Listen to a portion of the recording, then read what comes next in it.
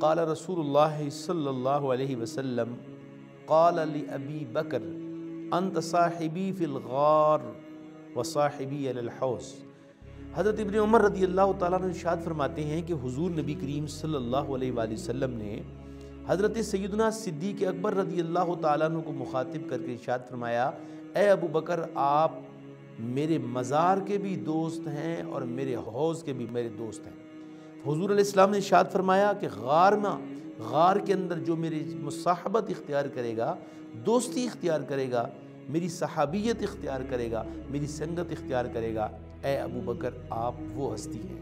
اور حضور نے فرمایا کل قیامت کے دن حوض پر جو میرے ساتھی ہوں گے وہ بھی آپ ہی ہوں گے۔ کتنا بڑا اعزاز ہے جو پیارے نبی صلی اللہ علیہ وآلہ وسلم نے اپنے غلام سیدنا صدیق اکبر کو عطا کی۔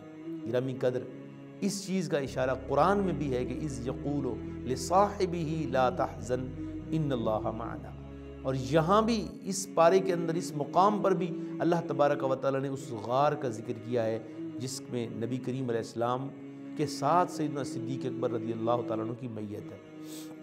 گرامی قدر ایک اور حدیث جو کہ سیدنا ام المؤمنین عائشہ صدیقہ بنت صدیق رضی اللہ تعالیٰ عنہا سے روایت ہے، آپ فرماتی ہیں کہ قال رسول اللہ صلی اللہ علیہ وسلم لا ينبغی لقوم فیہم ابو بکر ان یؤمہم غیرہ، کہ جس قوم میں سیدنا صدیق اکبر موجود ہوں وہاں کسی کے لیے مناسب نہیں کہ وہ لوگوں کی امامت کروائے۔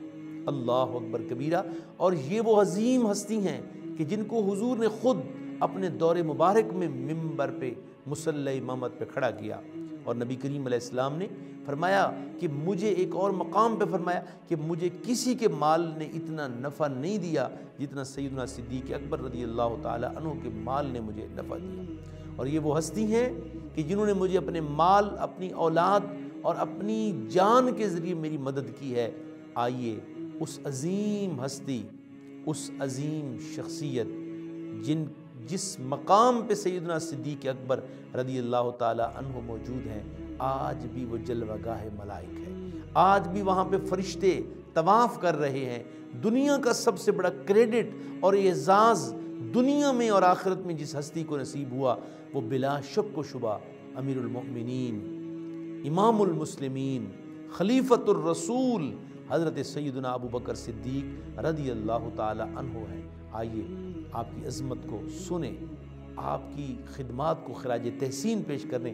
اللہ تعالی ہمیں جناب سیدنا صدیق اکبر کی عظمتوں کو ہمیشہ بیان کرتے رہنے اور سنتے رہنے کی توفیق عطا فرمائے۔ والسلام وآخر دعوانا ان الحمد للہ رب العالمین۔